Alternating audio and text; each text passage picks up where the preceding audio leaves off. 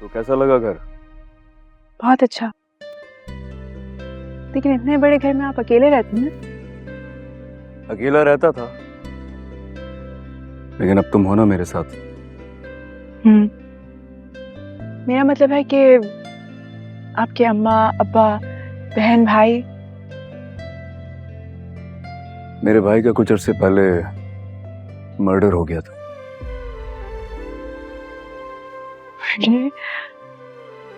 कैसे? सारी बातें शेयर करूंगा तुम्हारे साथ। पहले ऐसा कोई नहीं था मेरे पास जिससे ये सारी बातें कहता। अब अपना दुख सुख सब तुम्हारे साथ बांटूंगा।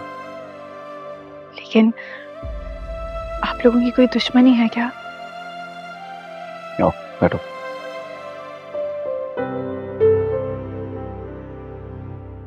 कल रात भी वो हमला, और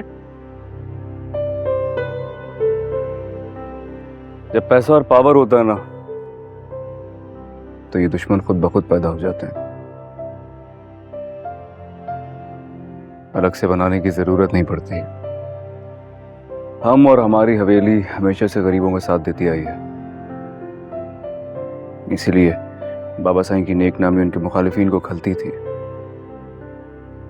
किसी दिन तुम्हें हवेली ले चलूंगा, जब तुम खुद सब कुछ देखोगी तुम्हें समझ आ जाएगा।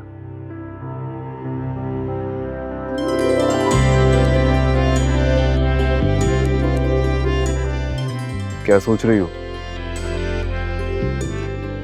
कुछ नहीं।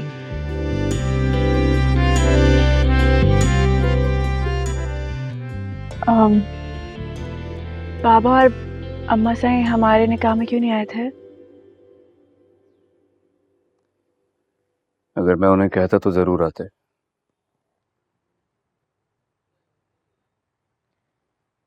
छुपाने की कोई खास वजह?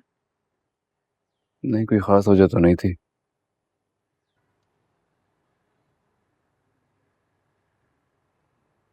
शायद उनकी नजर में मैं अच्छी लड़की नहीं, तभी आपने बताना जरूरी नहीं समझा।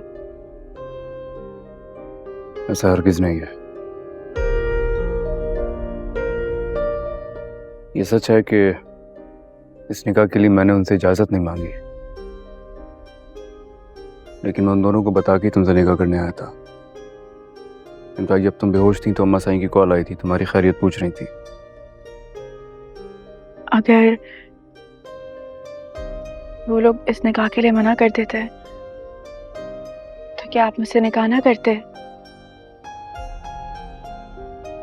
तुमसे निकाह करने के लिए मुझे सिर्फ मेरे दिल की इजाजत काफी थी।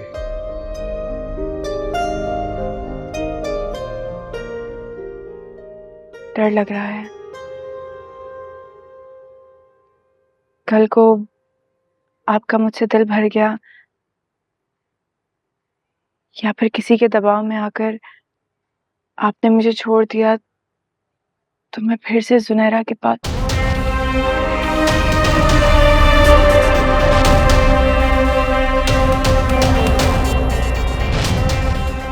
मैं चाहूंगा कि आइंदा तुम्हारे मुंह से जुनैरा का नाम ना निकले।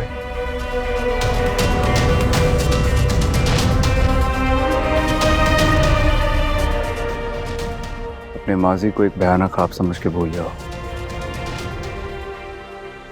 आपका साथ मेरे लिए एक हसीन ख्वाब है।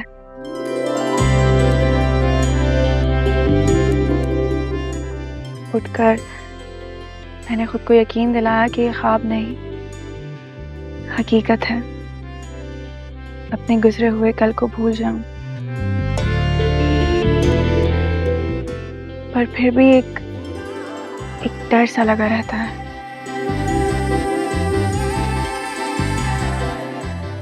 क्यों, मुझ पे भरोसा नहीं है तुम्हें क्या? है, बहुत है, पर अपने नसीब से डर लगता है। शिराज नहीं आती मुझे।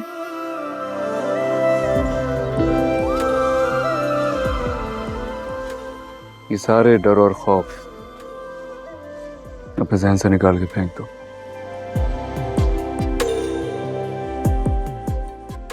क्योंकि अब तुम्हारा नसीब नौशेर मगज नबी के नसीब के साथ जुड़ गया है।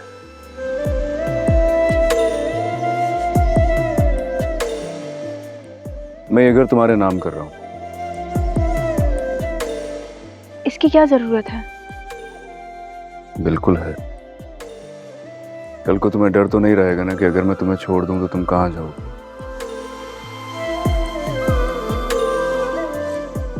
मतलब छोड़ने का इरादा है?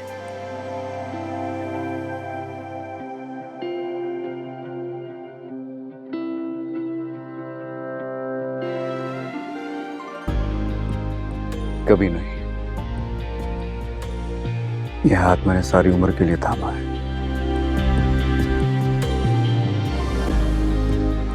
कभी नहीं छोड़ूंगा तुम। भरोसा रखो मुझ पे भी और मेरी मोहब्बत पे भी।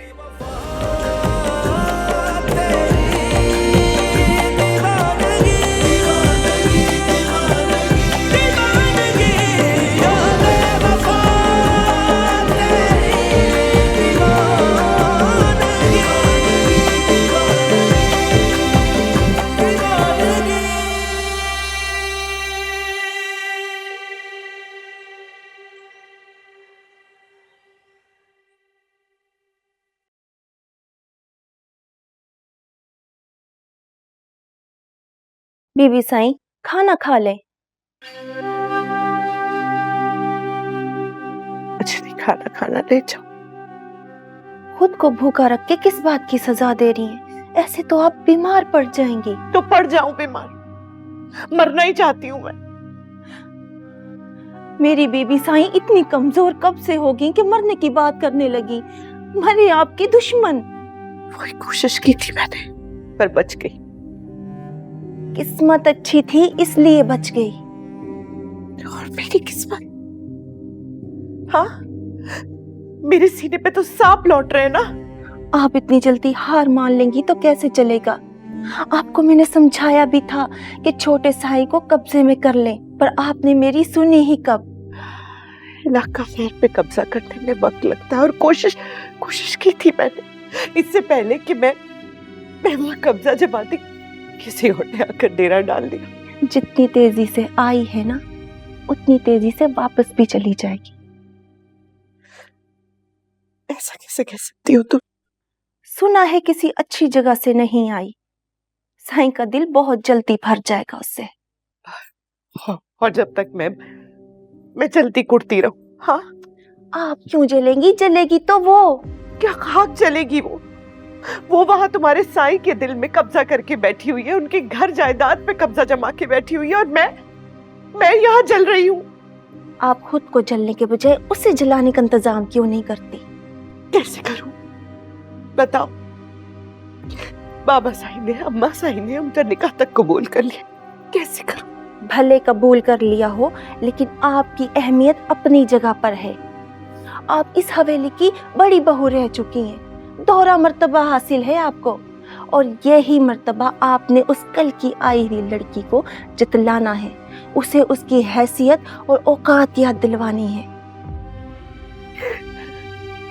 रोने और सिसकने के बजाय आप उसको रोने पे मजबूर कर दे बीबी साईं। आप उसको बता दे कि आप जब चाहें उसको उसकी जगह पे वापस फेंक सकती हैं। आप समझ रही हैं ना जो मैं आपको समझाना चाह रही हूँ?